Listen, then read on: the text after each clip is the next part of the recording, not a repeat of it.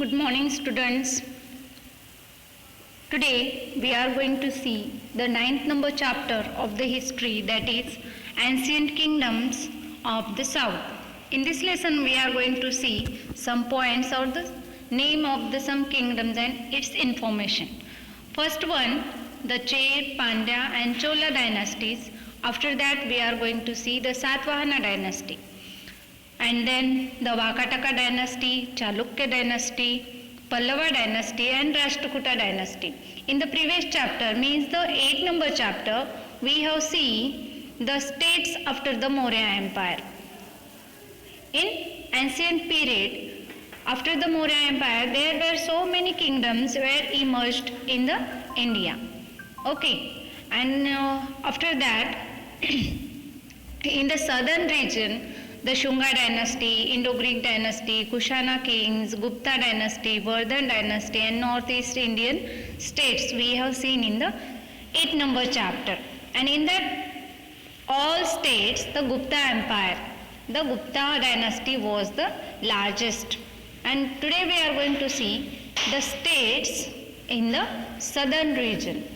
When we move towards the southern region of India, we found in today we have seen so many states. For example, Tamil Nadu, Karnataka, Madhya Pradesh, Maharashtra, etc. And in that all, the ancient states were also there, because we are going to see the ancient history of India. So we have to see the ancient kingdoms of the south in India. So let's start. Come to the point here. On the page number 42, you have seen here a map of India. This map is ancient India, and when you see the largest, मतलब जो है southern point है जो कि श्रीलंका के नज़दीक, जहाँ पे अभी हम गोवा देखते हैं या फिर जो तमिलनाडु स्टेट है, वहाँ पे हमें एंशिएंट पीरियड में कौन कौन से स्टेट देखने के लिए मिल रहे हैं? Chera, Chola and Pandyas. Of the many dynasties in the southern India, 3 are mentioned in the literature of those times. These 3 are Chair, Pandya and Chola dynasties. These dynasties were power around the 4th century BC or even before that. They find mention in the Ramayana and Mahabharata epics. They have also been mentioned in the Sangham literature, that is in Tamil, and the inscription of the Maurya Empire, Ashoka.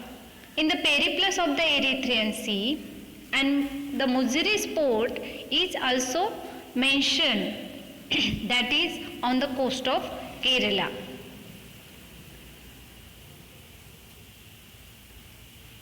Chair kingdom and was major center for the export of spices, Kerala, pearls, precious stones, etc. to the Rome in the Italy and the other countries to the west. The Pandya kingdom was a part of today's Tamil Nadu.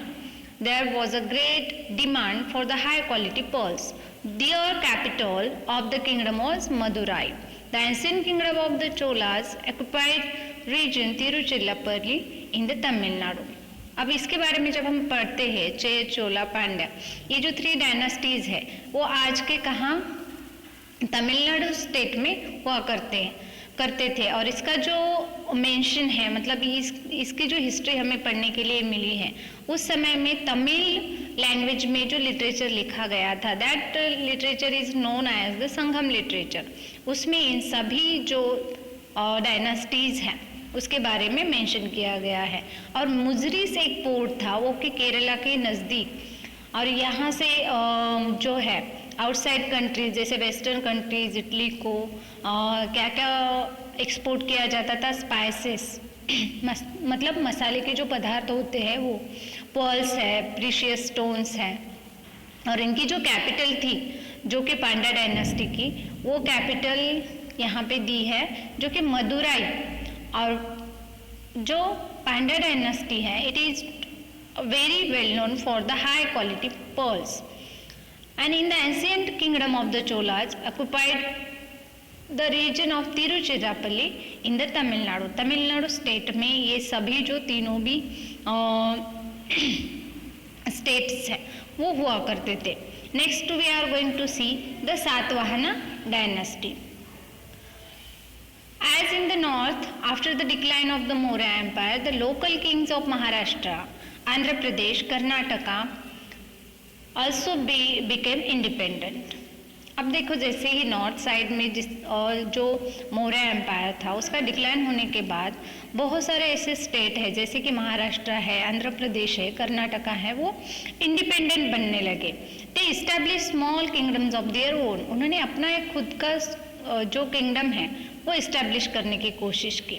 और जब हम महाराष्ट्र की बात करते हैं तो महाराष्ट्र में प्रतिष्ठान, जिसको आज हम पैठन नाम से जानते हैं, प्रतिष्ठान और the present day Paithan in the Maharashtra was their capital. King Simuka was the founder of Satavahana dynasty.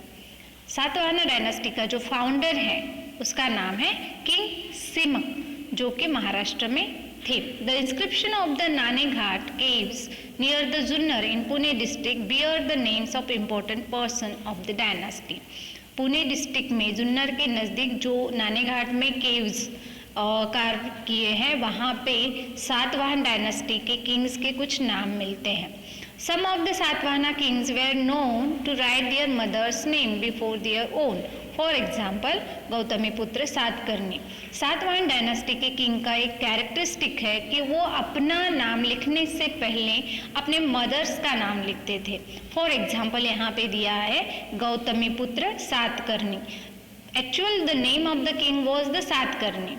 ये राजा का नाम क्या है? सातकर्णी। लेकिन सम सातवाहना डायनेस्टी के जो किंग्स हैं वो अपना नाम लिखने से पहले अपने मदर का नाम लिखते थे। जैसे अभी हम अपना नाम लिखने के बाद अपने फादर का नाम लिखते हैं, वैसे ही सातवाहना डायनेस्टी के कुछ किंग्स क्या करते थे, अपना नाम लिखने के पहले अपने मदर का नाम, जैसे कि सातकर्णी राजा ने अपने मदर का नाम लिखा है, उनके मदर का नाम था गौतमी, गौतमी पुत्र Satakarni. This is the characteristic of Satavahana dynasty. In the next video we will see in detail about the Satvahana dynasty. Thank you.